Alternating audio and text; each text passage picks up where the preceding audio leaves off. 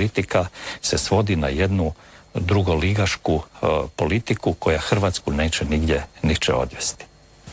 Da, mi smo došli do, ja bih rekao, kritične točke, do zadnje crte obrane nacionalnih interesa, kada ne smijemo napraviti korak unazad još jedan ili idemo u provaliju. Evo nekoliko primjera.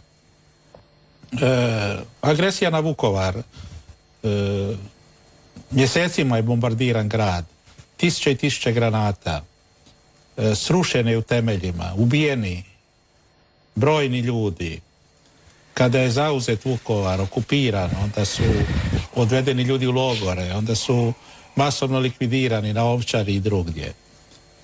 Nema optužbe za zločinački pothvat prema vrhu JNA, Srbije. Čak Ante Nobilo kaže da tu nema genocida, da je više genocida bilo u Oluji nego u napadu na Vukovar.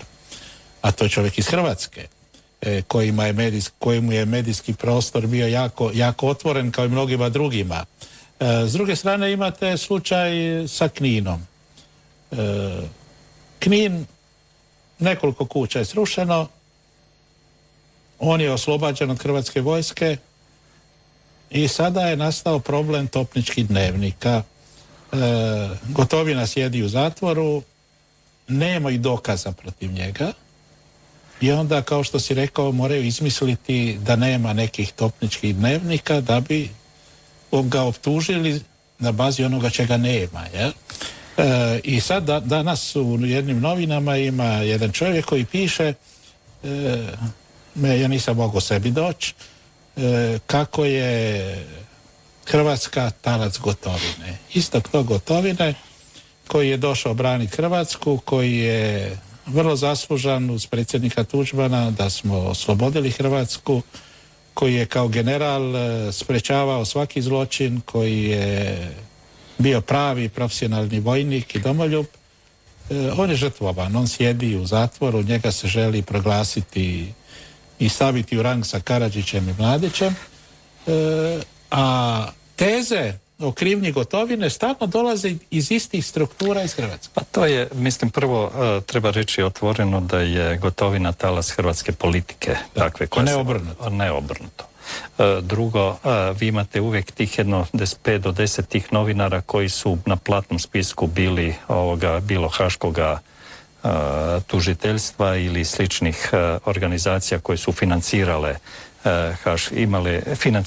i te novinare i haško tužiteljstvo, tako da zapravo da se radi o pokriću od jednoj te istoj politici koja onda želi nametnuti želi provesti taj institut udruženog ili zajedničkog zločinačkog pothvata koji, kako si rekao, u slučaju rušenja Vukovara i onoga što se tamo sve događalo,